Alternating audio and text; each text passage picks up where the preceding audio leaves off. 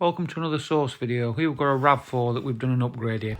Okay, so this is the existing stereo, as you can see there, and this is before we've done the installation. So I'll show you the rest of it now. Okay, so we're now sorted. So this is the KENWOOD booting up.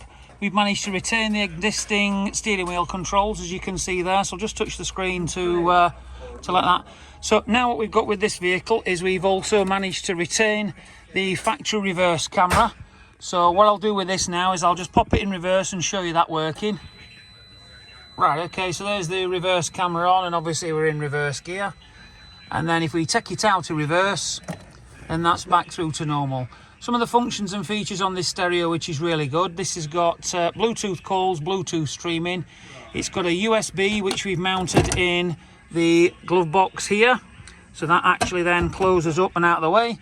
And this has then got the facility for Android Auto, Apple CarPlay, digital DAB radio, and then we've got a USB, and then this is the steering wheel controls working. So for further information on upgrading your RAV4, give the specialists at Source a call on 0114 257 1550. Thank you for watching.